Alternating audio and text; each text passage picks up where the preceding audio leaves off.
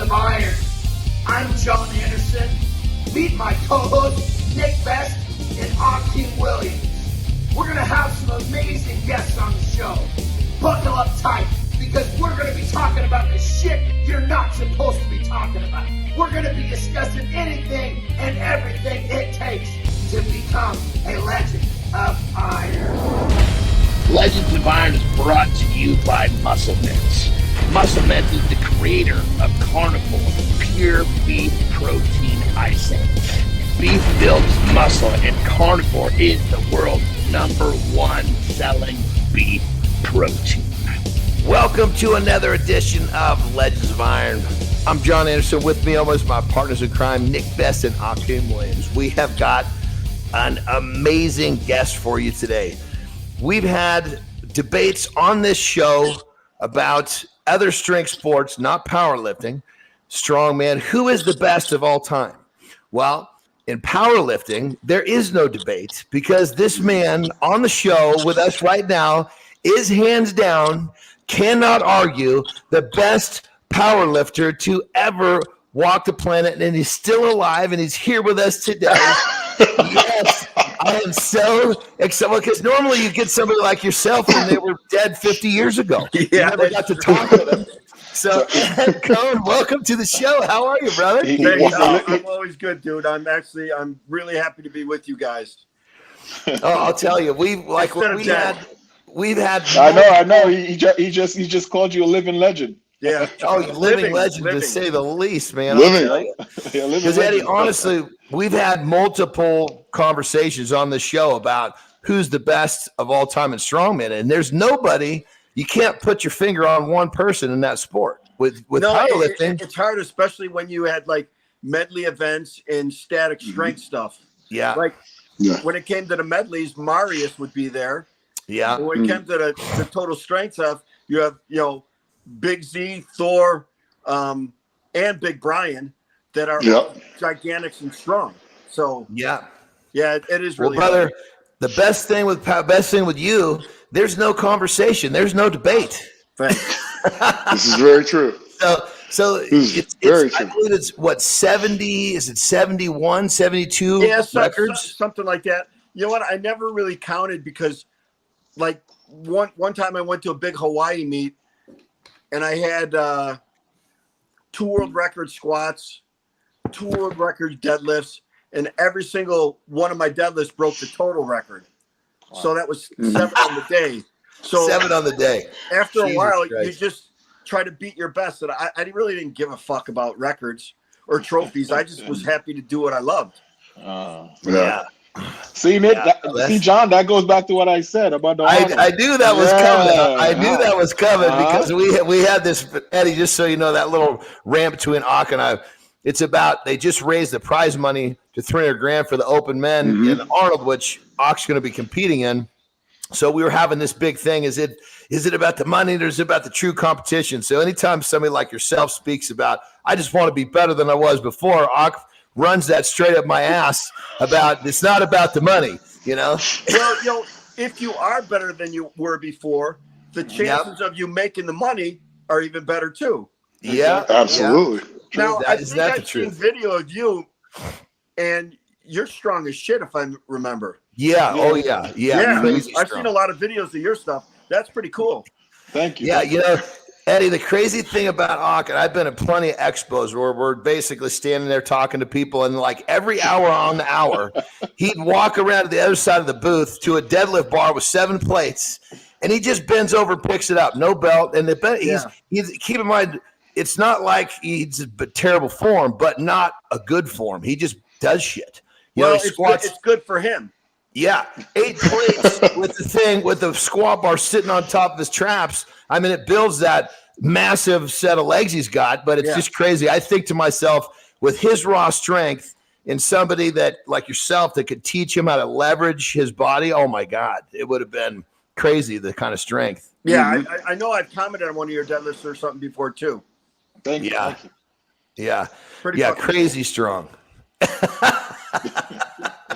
Well, take us back to the beginning. I mean, holy smokes. I'm so excited. I've never had a chance to, we've always seen each other at expos and shit. To be able to sit here and just rap, man, this is awesome. Take us to the beginning. Let's see. A south side of Chicago guy in the suburbs. I played every sport growing up, but I was always really short.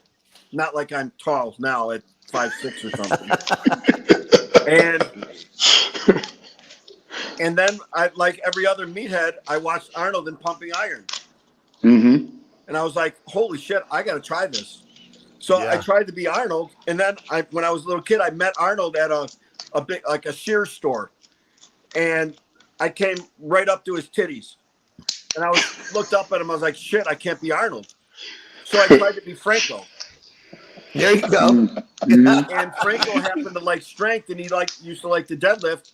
So I tried to be Franco, and then I saw Kaz on TV when they used to have powerlifting on Wild World of Sports on Sundays.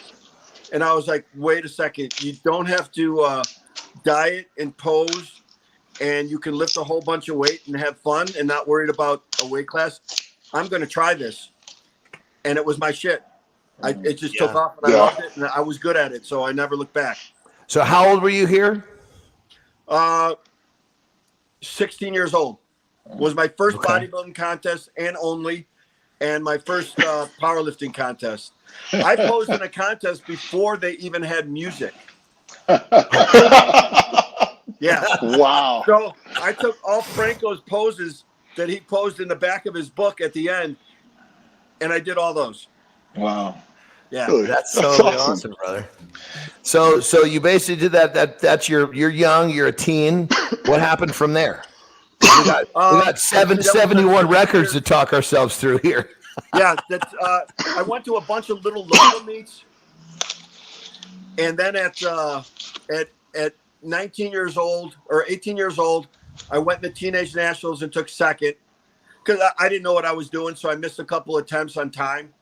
I got timed out, and then I went to the YMCA Nationals, which was a big meet because there wasn't all the federations. It was one federation. And I won that at 165 pounds or 165 pounds. I beat a guy who had won the world championships. Wow. So that was kind of my entering the realm of being good. And the following year I went into the Men's Open Nationals at 19 years old. So real quick, Eddie, did you have somebody helping you, or were you just showing up lifting shit? I would just read the magazine. Jesus Christ. I love it. And, at that age, you can overtrain all you want. Yeah. Yeah.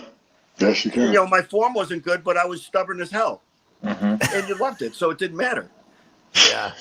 And I missed weight by 1 pound. And at that time, I even took a whole bunch of shots of Lasix, and the weight still wouldn't come off. I had an old Rich Gaspari shredded ass, and I missed weight, so I had to weigh in because my total at the time was high enough that it qualified me for the 181-pound class. So 2 hours later, I weighed in for the 181-pound class, and I had already gained 11 pounds. Wow. So back in these times, like what were you eating? What did we, or were you even paying attention? Was it? I didn't pay attention to anything. The only good thing I did is I had a fillet every night before I went to bed. Okay. A fillet of steak. Oh well, shit. Everything else, it didn't matter because I was young and dumb, and I could do anything and abuse the crap out of myself, and I would still grow. Yeah. And I took every night had to help Bridges though in that contest, and then everything took off from there. That was 1983, and 1984, I won my first world championships at 181. So my first meet was in 1980, and I won the world championships in '84 already. Man.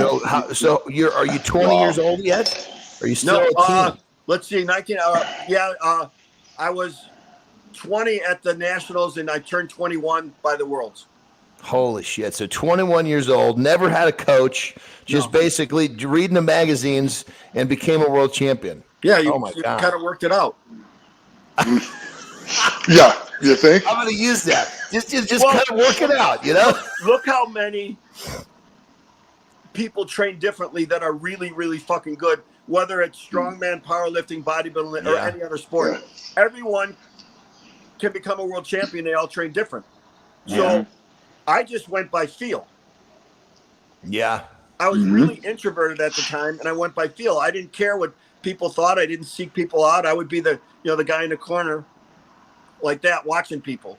So I observed a lot, and I just what felt good, and if it felt good, it was good, and I didn't ask anybody else's unfound opinion on how I should be.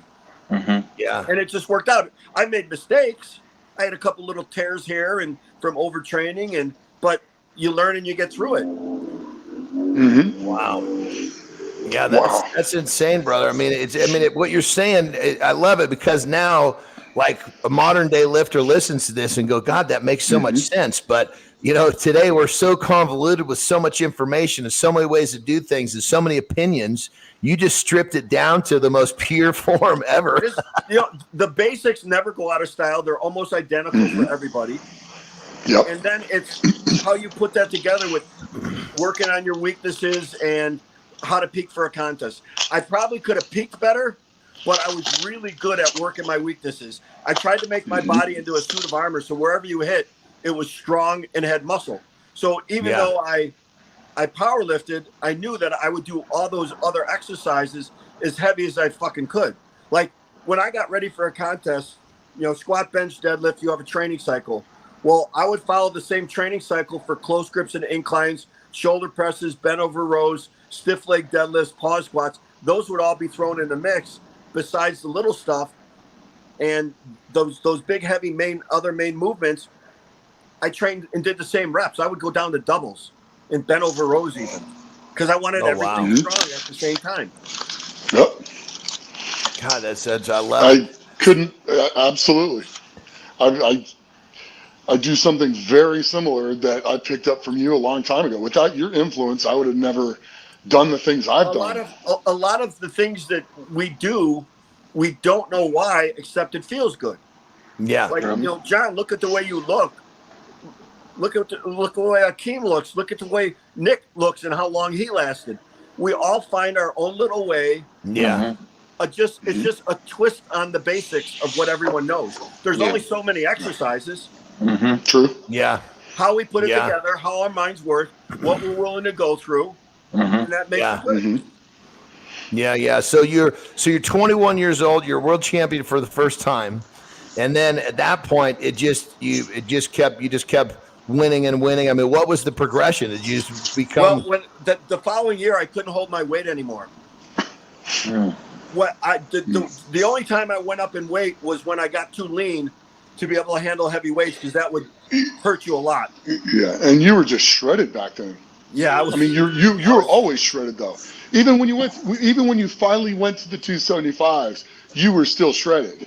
I did that because they had a heavy and a light. Is like it was up to 220 and then over 220 for the money. So I think I weighed in at like 248 or something. Yeah. It was and just squatted over a G like it was nothing. So every time I moved up in weight, of course I was able to put on more muscle because I didn't get fat, and my total went crazy with the lifts I was doing. Yeah. Wow. But I always did. Everyone says a lot of people get into the routine that they think they have to change things all the time, but if it's working, why the hell would I change anything? Yeah. True. I just kept going. Please tell James that.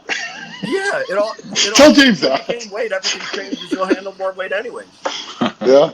So it all works. No, exactly. Just dial in your technique and put some work in, and good things are going to happen no matter what. Yep. So where along this line, because obviously you just at this point you just started getting stronger and bigger and just basically moving weights that nobody ever seen before. When did the actual looking at what point in your career did you start to really analyze technique and start going, okay, I'm going to be able to do more by doing this? It was like I remember seeing some pictures, like low bar squatting. I can remember seeing some pictures of you. I was on the cover of Powerlifting USA, I believe, Jesus Christ, I swear to God, I was like, his fucking arms looked like coming out of his sides because you had that bar so low. I had, you know? I had really long arms. Well, I still do. And a really, really big back. Because my legs, me and Akim kind of deadlift the same because his legs are shorter than his torso. So it looks like you're using more back, but that's just how you're built. It's perfect for you. So I never really analyzed my technique. I went by feel. Really? And so you just understood. You just understood that getting that bar so low on your back was going to make you so efficient. It was all self-discovery. Nobody was telling you what to do. No. See, the thing with the bar being low is it still rests on your back delts, but most people will keep their shoulders high like this. I would completely depress my shoulders. So then look at what happens to your center of gravity. Yeah. It drops. It pulls everything closer to your core. Yeah, because that's crazy, brother. Because I always assumed, and obviously, you know, the assumptions are never a good thing because you're usually wrong. I always assumed that somewhere along the lines, you had somebody that kind of got in there and helped you with your technique. Because, I mean, everything that I've always watched you do or seen you do or pictures, you always look in pretty damn good position, like someone had kind of told you how to get there. But with what you're saying now, it makes perfect sense. You just have that. It's like you've got that perfect strength, athletic intelligence. Listening to you talk, you just understand where your body needs to be to be the most efficient with that really, weight. Really good kinetic sense. You know, Squat University uses a bunch of my stuff a lot. Aaron, and when I came up with that thing with the 10-second rep, that was before anybody came up with tempo training. And the idea was so you could feel where your body was supposed to be on the way down in segments, not just going down slow, but actually like stopping on the way down, and you'd be able to get a feel for where you were. So then when you get down to the bottom, you're in the perfect position to push up. Yeah. And you could do that on almost every exercise. I mean, I so get what you're saying because I remember in high school, I actually discovered low bar squatting accidentally. And it was like, I realized, I was like, God, why'd that feel so good today? So I started paying closer attention. It was just the fact that the bar was sliding down a little bit. Yeah. And I was getting stronger as my sets went on. You know, I was like, why is it that the last 4 reps of a set of 10 felt so much better than the first ones? As a kid, set of 10 is awful. You know what I mean? All you want to do is like. What happens is when someone tries to do low bar, it actually feels really, really weird, but the weight shoots up. So then you associate the weirdness, but it comes down to your brain saying, well, wait a second, but the weight went up easy. So then it turns around and makes it into a good thing. Yeah. Weird becomes good real quickly, for sure, you know? It's almost any exercise you do. Even what he has to go through with bodybuilding. It's the same thing. That's where you get, you know, like Frank Zane used to say, that mind-muscle connection. You got to be in the right spot to be able to feel everything the way you have to feel it. Like, you know, everyone talks. You see guys get on social media and they put up all the stuff about the long head and the short head and the this plane and that plane and all this shit. But you look at some of the best guys in every fucking sport, and they just fucking lifted and did their shit. Yeah. True. Well, and like the muscle mind connection. I mean, I just turned 51, and I was like, just last week, I was like, holy shit, I felt that better this workout that I think I ever have in my whole life. It never stops. That's the beautiful thing about what we do, you know? And we're constantly changing. So as long as you find your spot for each exercise, and usually it's how you start the exercise is how you're going to finish. So as you set up right, you'll get the amount of weight you want, and you'll get the feel you want. Yep. Yeah. Okay, so keep talking through. So we're in our early 20s. We're just weights are shooting up, body weight's shooting up. Yeah. Still kind of just eating what you want, except a steak at night. And I didn't worry about any bodybuilding part anymore because I figured if I could lift the most I could. Oh no! I was going to say we lost him. There you are. But when I hit 220, that's when, I mean, I totaled 2,200 at 198, and that's before when they had 2-hour weigh-ins. No squat bars, no deadlift bars. Yep. And no monolift. Just one stiff bar. When Had to I walk went up everything back. 220, that's when I was only 20 pounds short of beating Bill Kazmaier's all-time total in the heavyweight division. Yeah. So that's when I got a lot more prominence then all over the world. Yeah. So when you were squatting, I clearly remember being backstage at one of the contests and watching you and helping where I could and just trying to. I mean, you're watching your idol lift, and it was just one of the neatest things. Just soaking it up, man. Soaking it up. Oh, I don't think Eddie realizes how much I picked up from him. The way I squat slow and go down, that's exactly it. I feel my body in the position all the way down, and as soon as I get my cue to come out of the hole, I explode. Because you're in the right position to do it. Yeah. Yep, exactly. And I learned that from you. Oh, yeah. And then, but I remember, I think we were at the Plaza Hotel, and you had these 2 red spots on your back that your skin was tearing because you would squat. Yeah, I had these giant calluses that when I put the back on, they would just rip apart and there'd be blood all over the bar. It was a beautiful thing. It was pretty cool, but I remember at that contest, you took off your shirt and you were so freaking unbelievably wide and then so unbelievably thick. I'm like, I just want to get like that someday. One day I just want to be that wide and that thick. I'm going to be a little taller, but it was just one of the most amazing things. And the other kick-ass thing is what's it like watching everybody else warm up in the back room, and then you have to go take your last warm-up out on the platform? Because they didn't have to wait for the warm-up room. Yeah, exactly. That was freaking cool. I didn't care about anything. I just was there for me.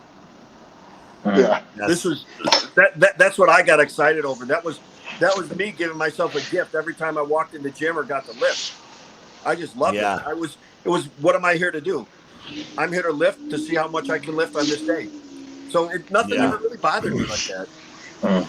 So, quick question. Obviously, we started off the story with lifting weights, but before that, did you know that you were like remarkably strong before you actually picked up a weight? No, I was always really athletic, but I had no idea I would become anything like that. None at all. I just knew right away. It was like, bing. The light goes on. That's awesome. And it was like you just kind of knew you were in the right spot, almost like the universe had put you where you needed to be. Yeah, it just felt so good. Everything changed. I knew that's what I had to do and where I had to be. Yeah. So how many world championships did we roll forward in a row? Oh, I don't know. There was a couple missed drug tests that I had, but I don't know, a minimum of a dozen. Yeah, I was going to say it was. When I was looking at some of the stats, it was running down off the page. Yeah, and I didn't really care. I liked lifting in the gym more than I did competing. Yeah. I think everybody's kind of like that. I can only imagine some of the crazy stuff you probably did in the gym that you probably wish you had on camera right now, right? Oh, in the age of social media. Oh, yeah. I can only imagine. Yeah, in the age where the only way to get a picture was a real fucking picture. It was not the same. Well, Brian Schoenfeld used to lift with us too. Yeah, he was. Schooney was crazy, man. Crazy. Just imagine. So, we would end up making contests about every single lift that we could do. Oh, that's funny. And Brian was extremely competitive. It did make a difference. You couldn't beat him in any pressing event, though. That was impossible. No, hell no. Yeah, he was a moose, man. Well, the first time I met you, John, was when Mark Filippi ran that meet at UNLV.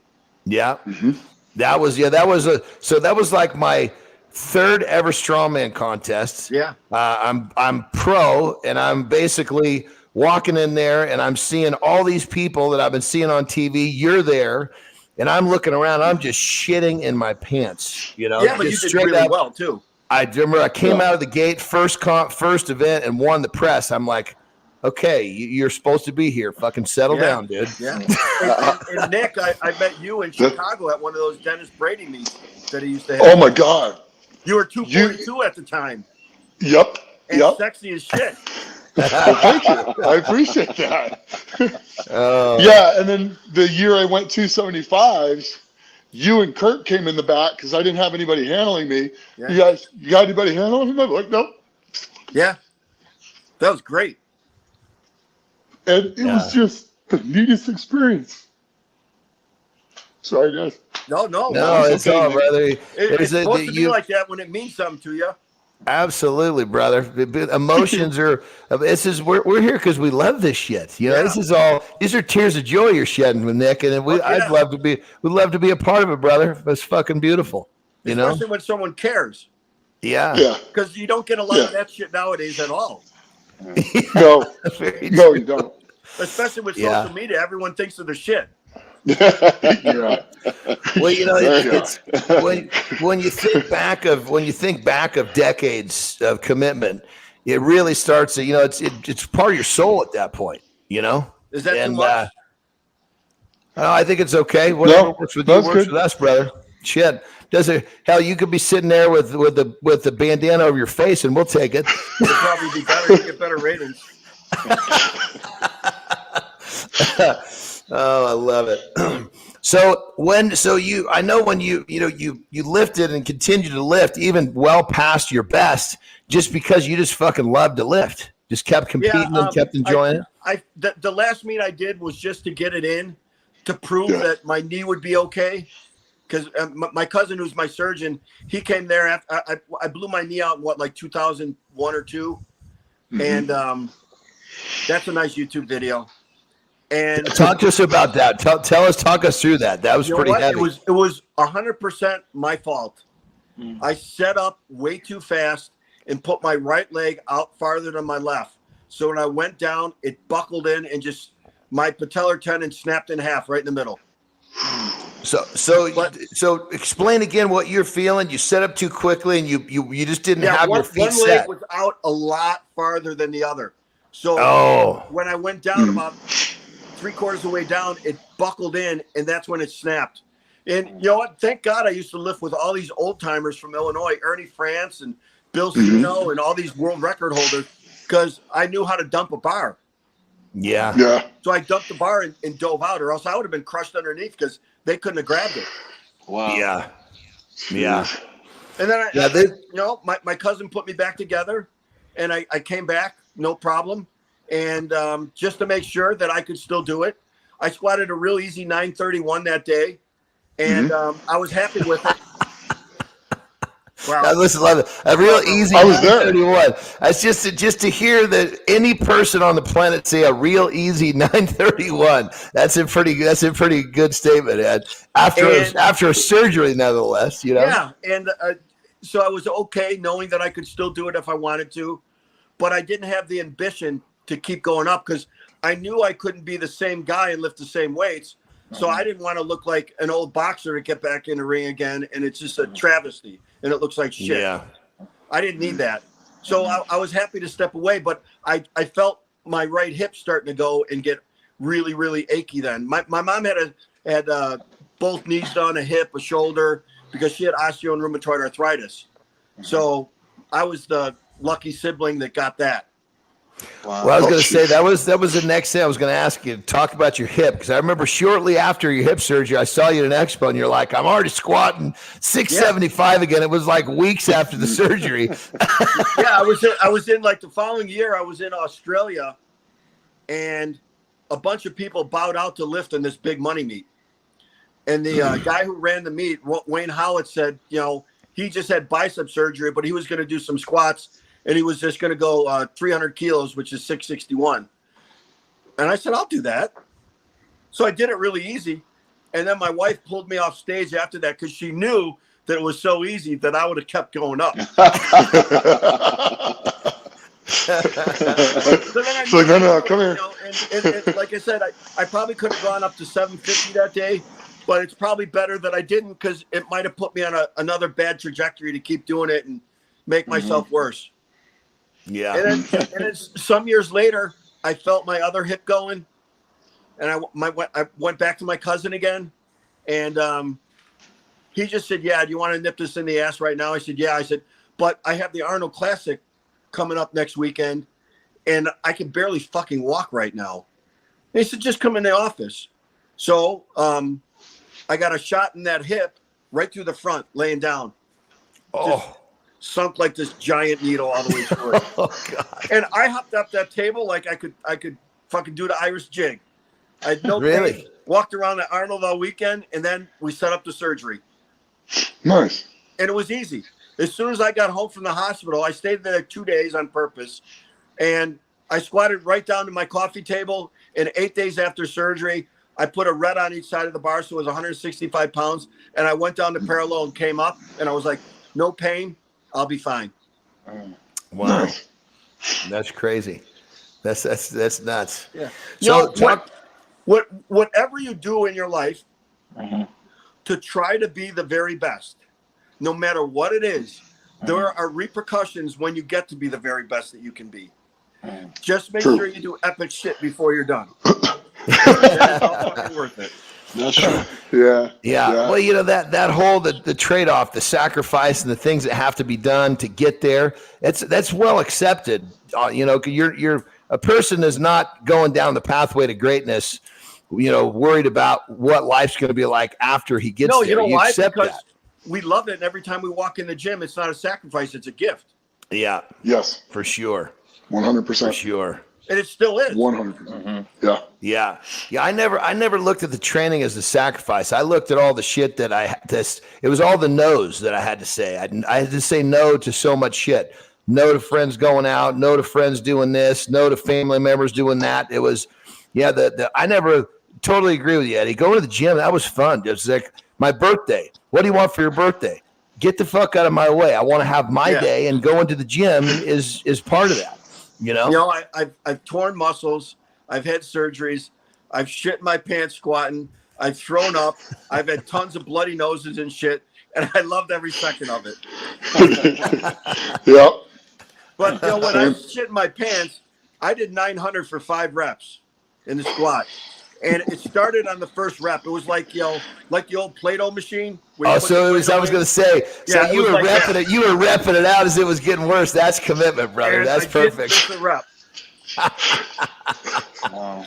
Oh, I love it. That's funny. You know, sometimes when I do a workshop or something, and someone will ask a story about that, and I'll say, well, wait a second. How many people here, if you could do 900 for 5 and shit in your pants, would still do it? And every guy there raises their arm. Absolutely. You could ask that question for 1, or hell, you could ask that question for 800 for 5. You'd still have everybody raising their hands. You know? Yeah, Ronnie did like 800 for 2. Mm-hmm. I could have done that for a dozen. Yeah. That's insane, man. That's so insane. You really are on a whole different level, a whole different plane of a lifter. That's why I love that. You know, when I was thinking about, you know, getting prepared for the show, I thought this is going to be like the easiest intro ever, because you're undisputable. You can't, there's no way to argue against you being the best. You know, I always kept a good attitude because, well, I had great parents, but I can't do strongman like Nick. I can't be a bodybuilder like Akim. I can't do strongman and look like you.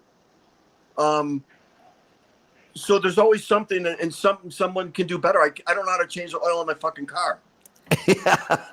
So I may be special when I lift a weight, but after that, we're just regular idiots like everyone else. Yeah. So why would anyone get a big head on that? You don't have to. And to have one special thing, that's pretty good. You know, to have one special thing and understand it's just one special thing and be so humble about it, bro. That's really cool. It is. You know, I'm still Eddie Coan. I'm not the GOAT. I'm not this. I'm just a freaking idiot like everyone else. That when I go to the Arnold or when I go to the Olympia like this year, I don't even go to the shows. I just want to hang out. Yeah. I want to tell stories. That was a lot of fun. And, you know, the stories, I lift more weights. My dick is bigger. I'm taller than I ever was. But, they get a little embellished, but they're still good. That's it. That's right. As we get older, the stories they get a little bit better as you get older. That's the way a story should be, Glory days. I still can't believe you owned a tiger. Yeah, I had 2. Tell us about that, brother. I used to know these people that had some tattoo shops, Roy Boys, and him and his wife, and I used to train his wife. And they used to have the tigers. They had a special license. And I used to just take them home with me all the time for as long as I wanted because I had a federal license. Mm-hmm. And it worked out really, really well. It was great. I had them when they were since they were 5 weeks old, I'd bring them home here and there and take care of them. I had them when they were over 300 pounds. And I was going to say, talk to us about when they were full grown. Those things must have been monsters. The white one, usually a tiger will remember you for life when they get your smell if you're with them enough. Mm-hmm. So really?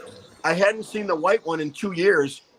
And I went there and I was at the end of a warehouse and at the front of it and all the way in the back, a huge, long L-shaped run cage where the tiger was. And all of a sudden he just leaned up and smelled me and ran and tried to knock the whole cage over till they let him out.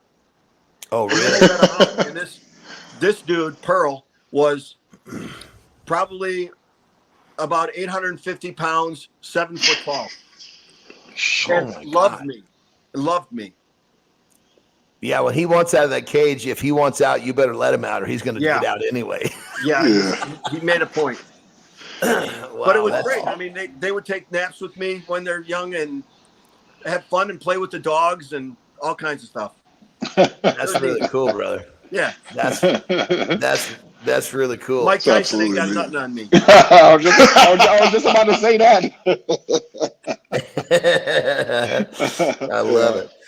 So talk to us about you. I mean, how many meets total did you do? Had to be, I don't know. Hundreds, yeah?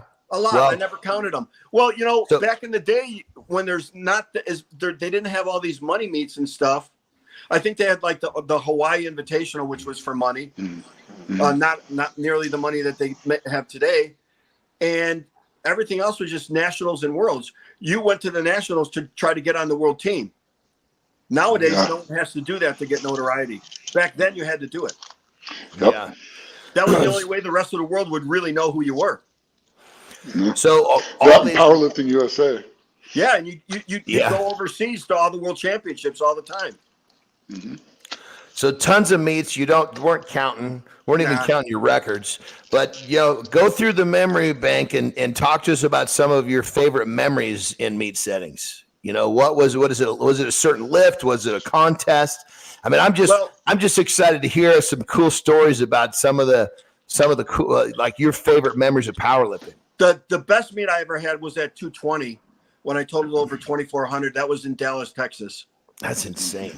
And Doug Furness would usually come and coach me on the day, and Marty Gallagher would run my numbers. So I had people I could trust where I didn't have to think for myself, which is perfect. I didn't have to think about my numbers. I didn't have to think about my attempts. Everything would always be set up perfect for me. Roughly what year would this have been? That was 1991. Okay. And I squatted 959. And that's when the weight went ahead out of his a little time. bit heavy at the end, so it was more like 962. I benched a pretty easy 545 with raw, no shirt. And I weighed 218 and a half that day. And I pulled 901, but I was more concerned about the total. So I opened up at 837. And then I said, what do I need to total over 2,400? And the call was 898. So I said, put on 898. But they figured out the weights were heavy, so they had to reweigh them all, and it turned out to be 901. Oh, wow. And I tried 920 something that day, but it was anticlimactic, and I got too fired up too soon. I pulled it a little over my knees, and then I just kind of leaned forward. And that was it. Wow. Some of the other ones, there was a meet, I think, in Finland. Now, in Finland, the powerlifting would like preempt any other program. They would just show powerlifting. Didn't matter about the news or a scheduled program. It didn't matter. And the crowds were so out of control, crazy, that it was beautiful. I mean, you would even see like beer cans flying up stage. You would see like, oh yeah, it was fucking nuts. And it was great. It was great. It was a meathead's dream to have that many crowds. Like they'd sell out a hockey stadium and they'd have it there. And it was excellent. It was excellent. And a couple of the other meets were always Australia's been phenomenal for powerlifting and fans. Yeah. What would be if you had to say like in terms of what meet, what country, what city was the biggest crowd you've ever lifted in front of? And then what year would this have been? Because you're talking about a time when there was so few meets too. Yeah. I mean, it's not like current times. I can't really think of the year, but it was the first meet ever put on in Russia. Oh, really? Oh, wow. Yeah, it was in it was actually called Leningrad back then before it changed over to St. Petersburg, because it was still under USSR. Before perestroika, before everything broke up. We were there, and they sold out a 3,000-seat auditorium in 40 minutes. Oh, wow. And they had a squat on Olympic weightlifting bars, so it was like that. Jesus. Yeah. Bouncing all over the place. Yeah, it was crazy, but it was awesome. It was awesome. Wow. So here's an interesting question. I mean, when it comes down to most impressive lifts, I mean, you're tied to most of them. But outside of yourself, talk to you about some of because you've been around so many great lifters over your tenure of lifting. Talk to us about some really impressive stuff that you've seen, with people you've trained with, or whether it be training or meets or now all in a meet. Kirk did the first 1,003 ever in IPF competition and drug tested. I saw Lamar Gant pull 683 all the way over in Perth, Australia, as a member of our team, and he was at 132 pounds. Hold on, say that again. Say that again. Yeah, 683 at 132 pounds, and that was before deadlift bars with 2-hour weigh-ins. Yep. Yeah, and also too, we also talk to us a little bit about in terms of just the setting was different, the bar, even equipment, the equipment, even like all the way back to the knee wraps, say then versus now. Oh, drastically. God. Talk to us about nothing. The gear changes. Nothing like it. Yeah. I would rather have a nice tight pair of knee sleeves now than the old school knee wraps. Really? Yeah. It was like an old Ace bandage, huh? Yeah, pretty much. Pretty much. I started with those. But that's all you had, so you used them. And so, like, when you think about an old school bench shirt or a squat suit, tell what they really maybe gave you 15 pounds or something at the most. And I didn't like them because they didn't fit right, because I had such a really big back that it wasn't the stretchy material back then. So in your armpits, you'd have these actually like rip and blood stains and stuff because the shirts were so tight in there before they changed and figured it out. So I could probably grab it out of the cabinet. Pardon? Yeah, so Nick, I interrupted you. I'm sorry. What were you saying? I could probably reach into the cabinet and pull it out here. Yeah, you probably still have it. Oh, I do. It's got your signature on it. That's funny. Still got it, but the nylon material didn't give it all. No, and they were the same material as the front and the back, so it wouldn't stretch in the back. Correct. So you had a lot of blowouts too. Yep. You got some guys nowadays that are strong as shit. I mean, I know the equipment has changed, but they're still strong as shit. Yeah. I mean, look at John Hackett. He still lays down his bench presses 600 freaking pounds, weighing a little over 200 pounds. That's crazy. That's insane. The most impressive guy I trained with, first of all, the guy who could train the hardest would be Mark Filippi. I was going to say Mark is just such an impressive lifter, unbelievable. Yeah. He could train way harder than I could because I didn't have to. And the other guy would be Derek Kendall. Now Derek was a super heavyweight, weighing 350, came from bodybuilding, was not really that fat or anything, no belly or anything. And I saw him do a 5-second 865 raw pause squat. And then right after that, he goes, well, I haven't done front squats for a few months because I wanted to get ready for a meet. So he walked out 760 with just knee sleeves on and did a 3 or 4 second pause squat with 760 in the front squat. Oh my God. And I lifted off for him when he paused 650 in the gym too, raw. Wow. He got hurt, so he I think he hurt his hip. So he kind of quit early. But yeah, he had the most potential out of anyone I've seen at the time. Wow. And you said he was like 350 pounds? Yeah. And he could train hard. A lot of volume and assistance work. So when you were going back to where you're talking about Mark Philippi and you said he trained a lot harder than you, you said your comment was, I didn't have to. Talk to us a little bit about that.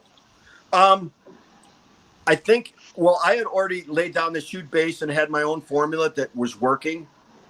Mm-hmm. So I would never be willing to switch either.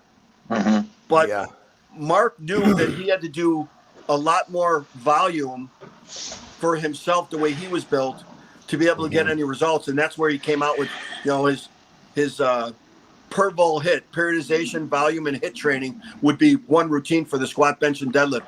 And it worked really hard, or really well for him, but it was hard. It was freaking hard. If you can get through it, you will grow. Mark is a tough dude, man. Yeah. Mark, I love Mark. He's one of those guys that when I came into the sport, I was so fresh and new, and he kind of took me under his wing. We'd travel. I'd sit next to him on the bus, and he just made me feel like I was going to be okay when I was scared to death. Yeah, he was always pretty relaxed and monotone. Yeah. But he is extremely, extremely smart with training sports and everything else. I would trust him. Yeah, no, I remember calling him multiple times, just saying, "Hey, we're getting ready for the show. What should I do?" And keep in mind, we would in many cases be competing head to head, and he would still give me the best. He would tell me exactly what to do. Yeah, that's pretty damn cool. Yeah.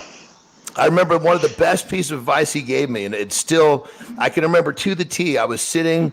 It was at the time I was training at Gold's Gym. I remember the car was in, and I was having a workout, and I was a little frustrated, so I called him, and I explained the problem, and he just did a little pause, and he goes, "Stop leaving it all in the gym."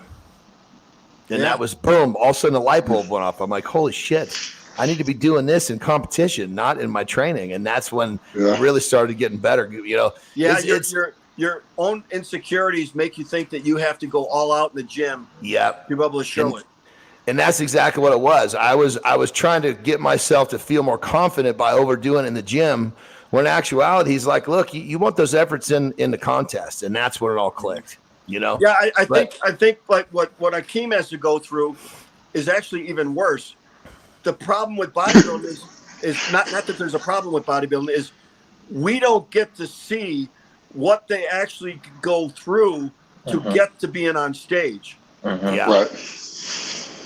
Yeah. Right. Very true. People would take a whole different attitude if they had to do that. Yeah. Oh, when I switched to bodybuilding and I, okay, I'm going to do this for real and go for it. The amount of, I consider myself to be a disciplined dude, but going to bodybuilding tested my grit like a motherfucker. At the end, I was just barely holding on to get to those shows. It's brutal. Yeah. When people say, embrace the grind, they have no freaking exactly. Yeah. Oh yeah. No idea. They don't know what suck really is. Oh yeah. And that's exactly. Yep. You just hit it on the head. The joke I was making is, you just have to accept that life's going to suck for like 6 weeks, and when you think of suck, go way beyond what you think suck is, and then again, and that's where where you got to live. Especially for 6 weeks. when you're no energy and hungry. Yes. Yeah. That's it. The feeling of being tired all the time is almost like a form of torture, When you say, don't forget the hunger, Nick. I'm John. I know. Yeah. I know you're probably getting hungry already. Yeah. Last time we were on the show, he was like, we wrapped it up. He's like, I got to go eat, man. It was, he wasn't even saying goodbye. What amazes me, the unbelievable copious amounts of food that bodybuilders can eat. It's like, holy shit. Yeah. Well, it's just spinning that metabolism up with eating, you know, with good stuff. Yeah. 100%. Well, it's like Jay Cutler out eating Brian. Like when they sit. Yeah. Jay could out eat Brian. I bet, you know, the highlight of his day is when he gets to put like a little hot sauce on a chicken breast or something. Get some flavor. For me, it's my oatmeal in the morning. Yeah, there you go. Really? Can't wait to a sleepless night, but can't wait to the night before I'll be thinking about the oatmeal in the morning after cardio. Yeah. Can't sleep thinking about the oatmeal. Yep. So, brother, we always like to you've had such an amazing career, and you've overcome so many obstacles along the way. We talked about a few, but one thing we always like to have somebody like yourself, especially, tell a few stories about how you've had to overcome some sort of obstacle or multiple obstacles to get where you want to go, because especially these current, as I call them, snowflakes, they don't understand what it really means to make a sacrifice to overcome something. If it looks like they can't do it, they just fucking mail it in. Well, that means they don't want it bad enough. I agree. But as somebody like yourself shares a story about, I totally agree. But we're trying to inspire the youth here, brother. So tell them a story. When I was a kid growing up, I had to go to Illinois Institute of Technology because I had absolutely no hand-eye coordination. They had to put horse blinders on me with special glasses just to try to learn how to bounce a ball in a straight line. So I was completely uncoordinated. But how old were you? That was like second, third grade. Oh, wow. Okay. But you know what? I've never thought about it, or my parents, maybe it's on them. I never thought of anything about feeling bad about myself. I just thought, okay, this is the way it is. Let's go and do it. And I always just try to get better. At whatever I do, I just try to get better. When I leave here, when I get off with you, I got to drive an hour and a half up to Michigan. Oh, wow. Well, I have a weed company. Yeah. What do you have? Yeah. He's got a marijuana company. Oh, good for you, Eddie. Yeah, we have a processing lab, and we're going to make a grow too, because we got the license for that. So we got approved. We got our medical license and our recreational use or adult use license. And I got to go up there and spend the whole day out there till tomorrow night out there.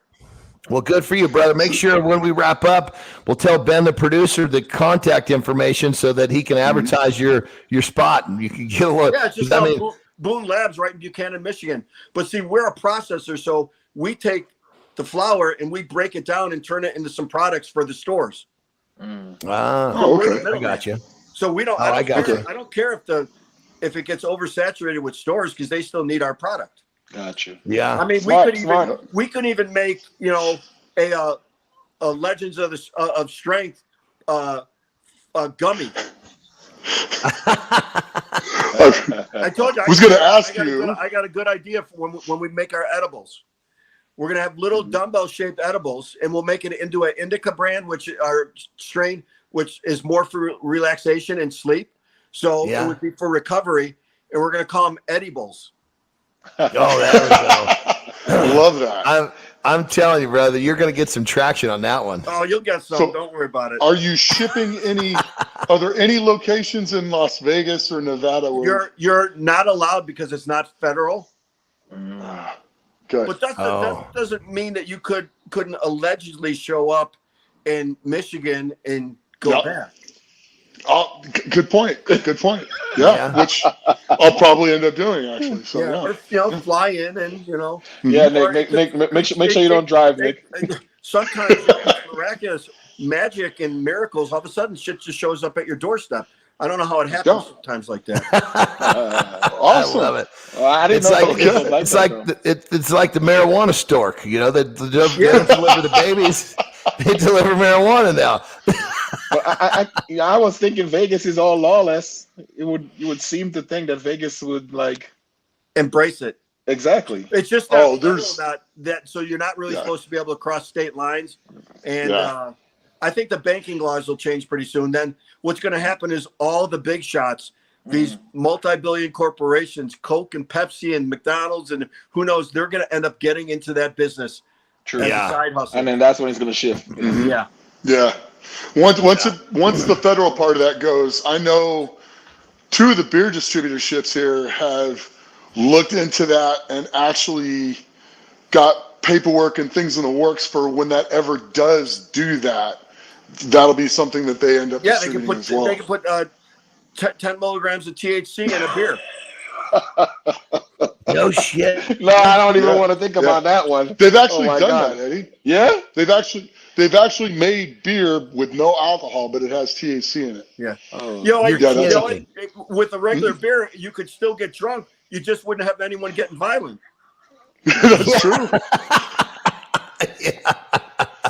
Yeah, I mean, you don't see how many times mellow Budweiser or something. That's I would say how many times you see people smoking dope fighting. It never happens. Yeah, you know, Bud Mellow. So life is good. You know what? I learned a lot of my business stuff from watching Stan. Yeah, yeah. Stan he's a genius for sure. Yeah. And he does everything by himself, hands on. He doesn't take a lot of help from anyone. So I just kind of learned to just get off your ass and do it.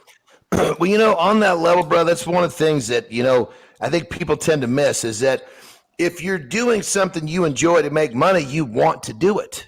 Yeah. And that's what's missed. It's like people say, oh, you know, like my middle daughter's boyfriend was getting ready to graduate college. He's like, hey, you know, I want to talk to you about so I'm planning on doing this and I'm planning on retiring. I said, well, let me just pose a thought for you. You're planning a retirement, which means you're planning to get away from doing something you don't want to do for the next 40 to 50 years. Don't you think now's the time to think about what you want to do so you don't ever have to retire? Because if you're doing what you want to do and make money, your revenue stream never stops until you continue to live your dream the whole time. Yeah, and you never your revenue stream never stops until one day you don't wake up and then you don't need it. Yeah, exactly. You know? I don't. I still go out and do some workshops and stuff because I just like getting out and doing it. Yes, I have fun. When you're if you're doing what you're doing every day, irregardless of money, then you never have to work. And I think that's it. And that's you know, Stan is one of those just like that. He does a lot of shit hands on because he loves it, and that's the way it should be. Yes, you know? he does. When what people ask, well, is it hard to travel or do this? I said, well, wait a second. Someone's paying your way. They're putting you up. They're buying all your food. They're giving you a bunch of money, and they already like you without realizing that you're a dickhead just like them. It's pretty easy. Yeah. No, that's the truth. I mean, that's it's easy to get through to people. All you got to do is just be nice. Yeah. Yeah. I mean, when you can get good enough at something where you get to travel the world for free and get paid, and all your expenses are paid, that's that's living, man. Yeah, you should be able to be nice because you love it. Yeah, I mean, how could you be a pissed off cocksucker when you're doing that for a living? I mean, come on, what would ever going to make you happy, for God's sake? Fun. Sometimes like I don't really care for airports. But I don't mind flying. It's kind of weird. I just don't like people that much. Yeah, you know, I got a little distaste with airplanes as I just spent too many of those trips to Japan, 13 hours. Those wore me out, man. Were you with like All Japan Pro Wrestling? New Japan, actually. Okay. Yeah. Is that I remember Doug Furness, I think he was with All Japan. Was that like that guy Baba or whoever they All Japan, I think it actually got kind of it changed names. There was almost like, this is long before I was there, but there was almost like battles of companies at one point, you know. All Japan and New Japan were the two big boys, and then something happened with All Japan, New Japan took over, but either way, you know, no matter what it was still a 13-hour flight when you're going over there. Yeah, and you guys had to work harder than the guys do back in the US. Yeah, it was which for me it actually fit my kind of my mentality. I like to work hard. That's one of the reasons. Yeah, because I mean I was a fucking terrible wrestler. I didn't even really learn how to do it very well. I just kind of showed up in the way I looked. You looked like He-Man, so you could go in there and be a bruiser. Yeah, and so the fact that they didn't mind, they call it strong style. I could go in there and bang shit around. Nobody really cared if you got bloodied up a little bit, as long as nobody was missing, nothing was broken, and nobody was missing a tooth. Nobody cared. I remember he said when Mike Tyson fought Buster Douglas at the Tokyo Dome, there was 28,000 people there. 2 weeks later, the wrestlers came in and there was 65,000 people there. Oh, dude, I'm Wow. telling you, I've worked in that arena. I've worked in the Tokyo a few times, and it's fucking crazy. It's like we joke. It takes just as long to get down to the ring as you're in there. When you got to hustle down there, so the show's not too long. It takes a solid 5 minutes to walk down to the ring. It's crazy. Fucking crazy. Yeah, I mean, and you look, you're in the ring, and you look up, and the people in the top are so far away. You're thinking, what in the hell what can they see? But they love it. Oh, I used to hang out with all the boys when they come into town. The Steiner brothers.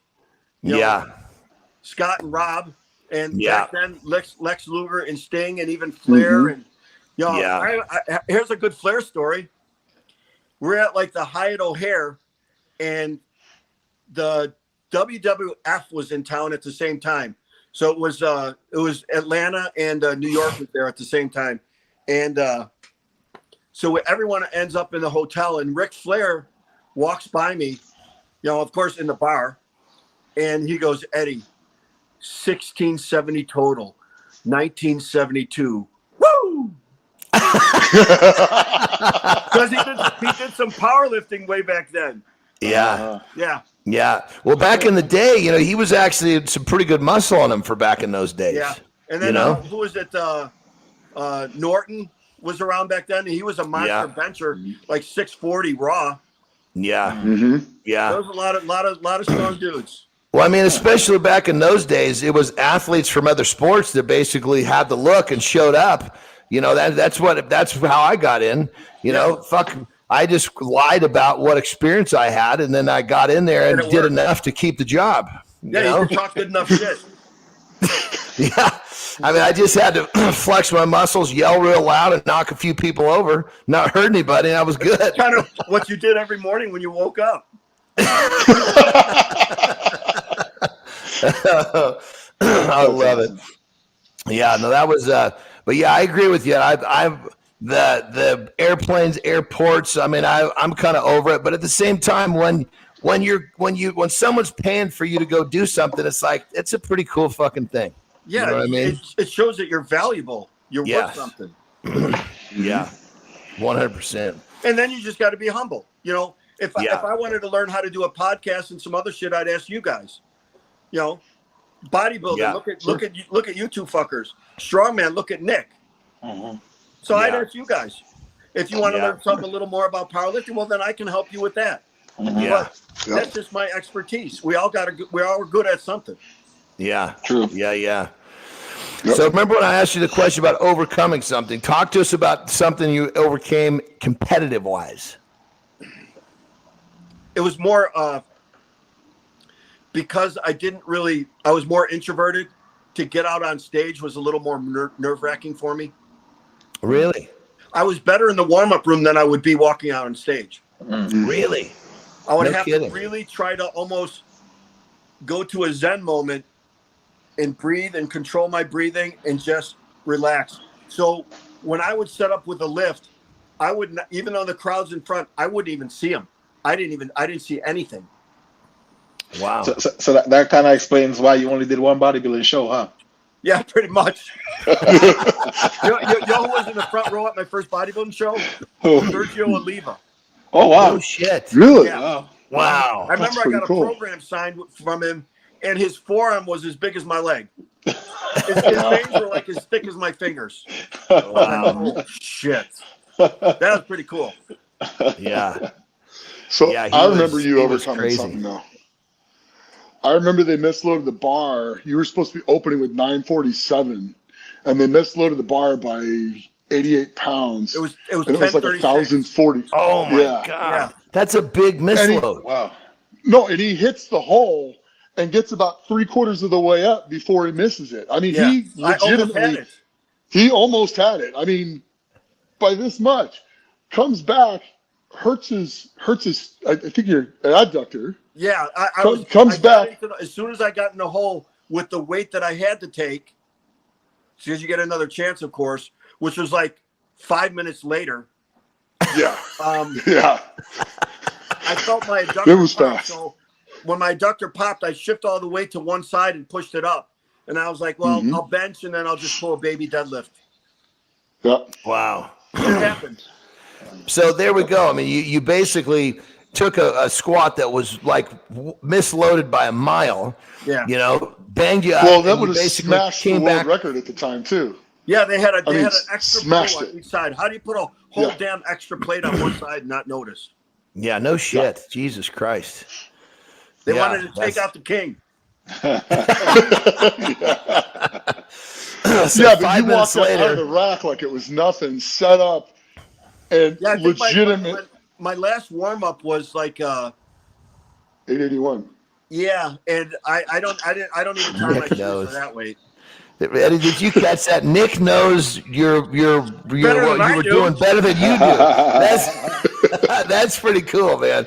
You know, That's when you know you're inspired in his head somebody. at night for a little extra motivation. You know, Yep. when we do these shows, it's become, I mean, little by little realizing that Nick is like, he's like kind of bordering on like a strength historian. He has more Rain Man. statistics. He pulls this shit out, and it's like, oh my God, like this right here was crazy.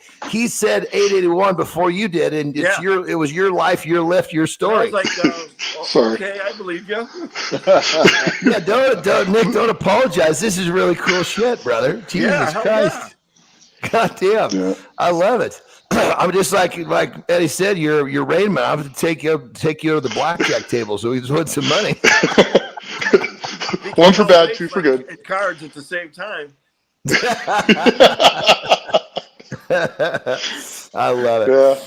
So, brother, what would you say in terms of there's so many? I mean, now the sport has grown so much. There's so many meets. Like you said, the money's so big and compared to what it used to be, and it's bringing a lot of new lifters in. What advice would you give to say, let's kind of do 3 different levels. What advice would you give to the guys that are beginners that are coming in? Let's start there. The advice I give to everyone is to take your time. Okay. Because you learn so much more about yourself instead of relying on other people to do things for you that you should learn by yourself, which they can't do. It's impossible for them to train you and just give you a program that they give everyone else and say, this is what you should do because this is what I say. Well, they don't know you. They don't know how you feel. They don't know how you put together on the inside. So you should definitely take your time to learn more about you, and then you'll never go wrong. True. Now, as far as beginning and intermediate lifters are, or I would even say intermediate and advanced is never let go of the basics. Always go back to the basics. The basics never go out of style. They made you what you are. You can even perfect the basics as you get older, as you get bigger, as you get stronger. It's always going to be the same to go back and learn how to do that shit. It's what holds you together. It gives you everything you got. Yeah. Wow. Yeah, I mean, just that. And I think a lot of guys miss now on doing heavy enough assistance work to fill in those little gaps. Everyone concentrates so much on squat, bench, and deadlift, and it's easy to get those up if that's all you do. But there's going to become a point where you got your strength and your weakness, and if your strength gets up this high and you don't bring up your weakness, that gap will get you hurt. Yes. There's so much a gap in between. True. Agreed. Yeah. So it's really you're talking about making sure they don't turn away from the accessory work. Exactly. It has to be done hard and heavy. Yeah. If you want to be good, you can't have a weakness. Yeah. Yep. Yeah. Yeah. The weakness is just a matter of time before you get hurt. Oh yeah, and it'll happen. And then that it's not going to be something small either. Yeah. It's going to be a big one. Yeah. And if you truly love this sport or just being in the gym and you want to do it for a long time, take your time. Yeah. Yeah. Yeah. I mean, there's so much true. I mean, it's so true. When you love it the way we do, it's a gift to be able to do it into your 50s and 60s, and to think that that's taken away because you fucked up the path along the way. That's a terrible thought.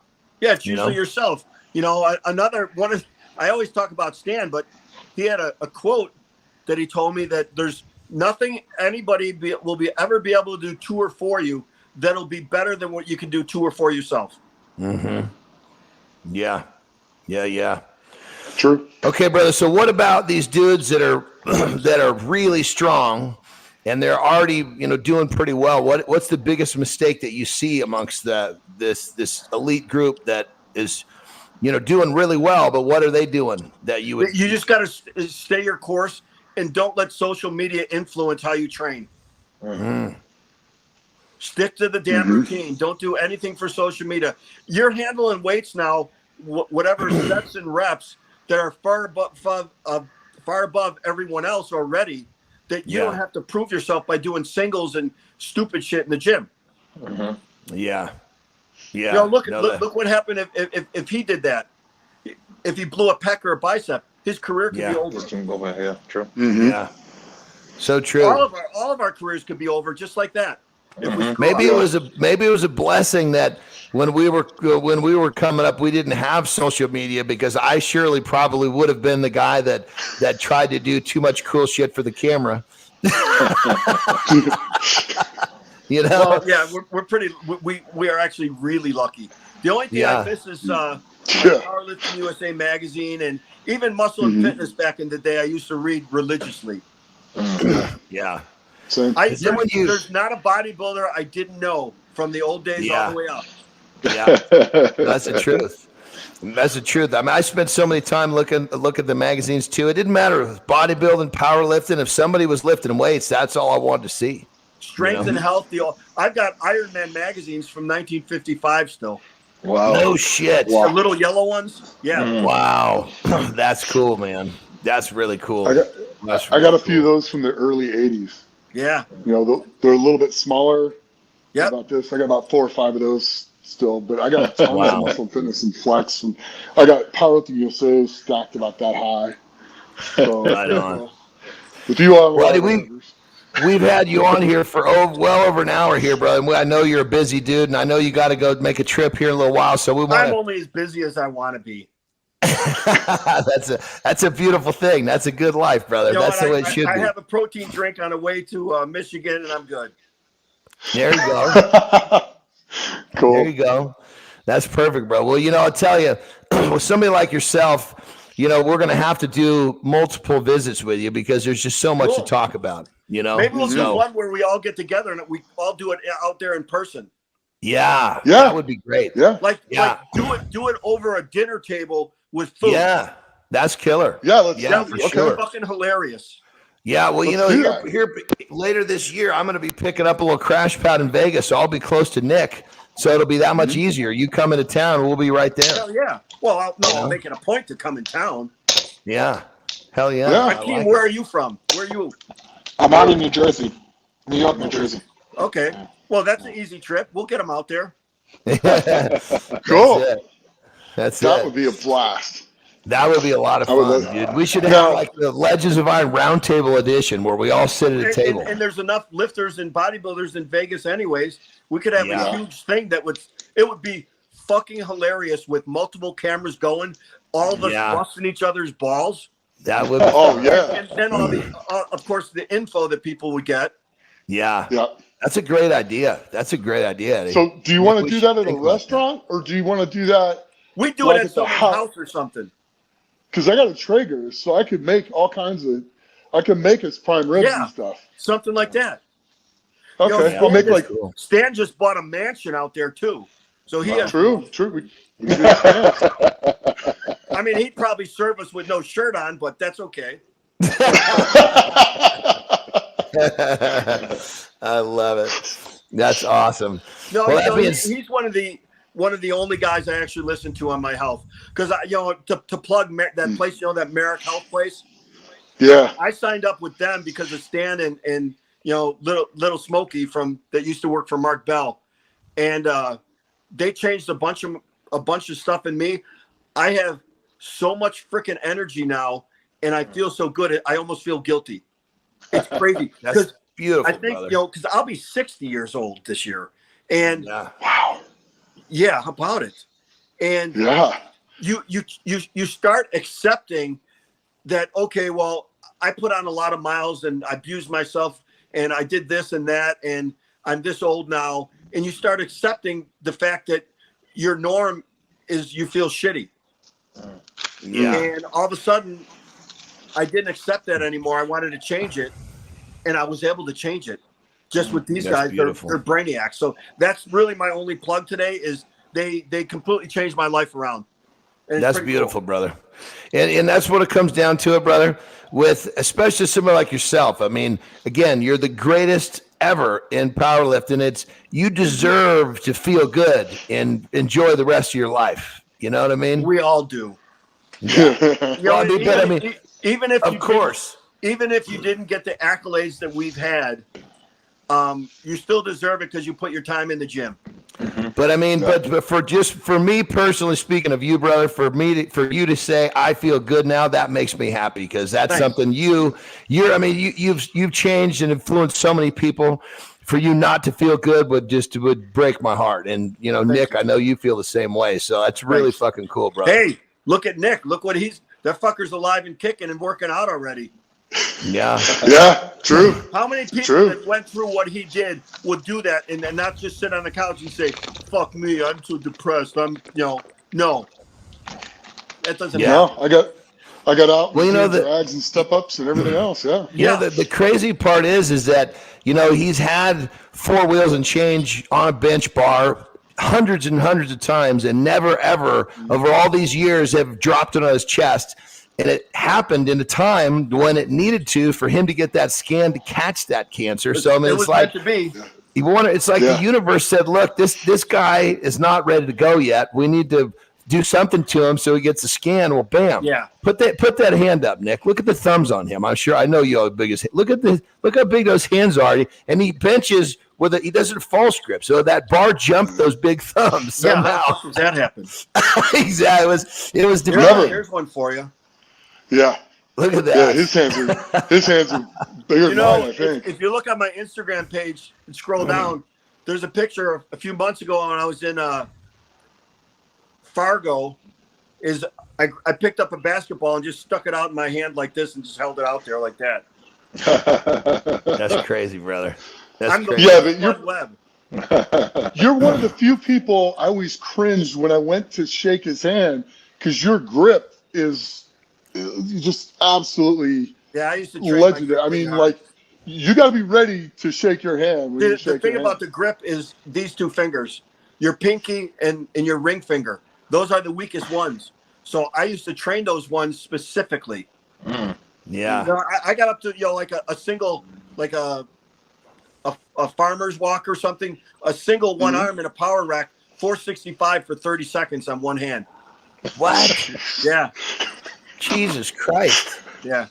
That doesn't make any sense. And then when I put it down or dropped it, I would fall on the ground and they would have to try to open my hand because it wouldn't open. Oh, dude, that's crazy shit. Cool shit. So here's a question. That's a weird feeling. So you remember that? I used to just grab, with a over-under grip with no straps, 765 for 15 reps in the shrugs. I would just do stupid stuff just to do it. Yeah, it's just can I do it type shit. Yeah. Why'd you do that? Because I can. Yeah, that's because it. I can. That's it. So do you remember the movie Back to the Future? Remember that DeLorean, that time machine, right? Yeah. So we got the Legends of Iron DeLorean. So you get in that thing and you can program any date, any time. You can go back in your life and the current version of you can give a younger version of you, whether it be 2 minutes younger or 2 decades younger, one piece of advice. How far back do you go and what do you tell yourself? It would have been right before I blew out my knee, and I would have said, "Take your time setting up." There we go. You know what? I was all set to squat 1,000 and to bench 600 at that meet and deadlift 9, and I never got the chance to take my 600 bench. Yeah. Oh well. Well, God knows you would have got it. You got everything else you tried for. Yeah, you just got to train for it. That's it. It's that easy. You don't get That's anything it. because you don't deserve it. Yeah, that's the truth. Isn't that It's the true. truth? Well, brother, there's no question that I keep going back to this, but it's undisputable. You're the best lifter ever walked the planet. What legacy do you want to leave behind? That's already done. What else do you want to leave behind? Well, I'm happy with the way I lifted. I'm very happy with the execution of the lifts. They're beyond reproach. But I would just like to be known as, well, besides being really good at what I did, just that he was a nice guy. Yeah. Well, you got that one And covered you- too, brother. You got that one covered too. We're all just nice guys, or else we wouldn't be on here talking. That's We true. wouldn't laugh at our own stupidity. I mean, me personally, brother, I can remember the first day we met, and that was my first ever pro strongman contest, and I was fucking scared, I'll be honest. And I remember when we met, you shook my hand, and you were so nice. It was like that. It was that right there meant a lot, and it really helped me in that day's performance. I got to tell you, settled me Yeah, I down. remember like Phil Pfister was there. Yeah. Magnus Samuelson. Yeah, oh yeah, Jesus Like, holy Christ. shit. Yeah. Yeah. Well, I was shitting in my pants, for sure. Well, I can imagine just all of a sudden just being thrown in the pit with monsters. Yeah. I mean, and I think it was like my third ever contest too. So I was just like, And you're holy still shit. here. But that day, I remember how kind you were, and it meant a lot to me, brother. I'm sure I can only imagine how many people like myself you had such a phenomenal effect on it. It's such a Thanks. that's a Well, beautiful you know thing, what? brother. It's easy to be nice to nice people. Yeah, very true, very true. Well, before we wrap this baby up, I know, Ak, you got to be just ready to eat your feet. You're so hungry. Before we wrap this baby up, Nick and Ak, do you have anything else ready before we wrap it up? No, it's just it's a pleasure being on here with you, and good luck with the business and continued success. Thanks. I'll be watching you on video. I appreciate it. And Nick, Big James sent me your number, so I'm going to be bugging the shit out of you. Oh, you can call me anytime you want, all the time if you want. I mean, And John, just continue being the crazy fucking great guy you are. Oh, that's it. Well, I appreciate it. To have somebody like you endorse me being a little fucking nutty just makes it that much easier. Well, your nutty is my normal, so don't worry about it. I love it. Well, brother, thank you so much for being on the show, and I Thank you, guys. guarantee This is awesome. we'll have Right you on, come. right. Yeah, we'll definitely have you on again, brother. I mean, like I said, there's so much to talk to you about, but we try to take it in reasonable bites. So this is one of many with you, brother. We appreciate you coming on. There you have it, everyone. There's another edition of Legends of Iron, and I'll tell you, if this man right here, the best lifter on planet, does not help you find a way to motivate yourself to be the best version of you, I don't know who the fuck will. So that being said, listen, enjoy. Thank you for watching. Thank you for listening. There's another edition of Legends of Iron. We will see you next time. Later. Legends of Iron is brought to you by MuscleMeds, the creator of Nitro Tests. Nitro Test is hands down the most fucking kick-ass pre-workout on the market. If you fucking want some, come fucking get some. Can you handle it?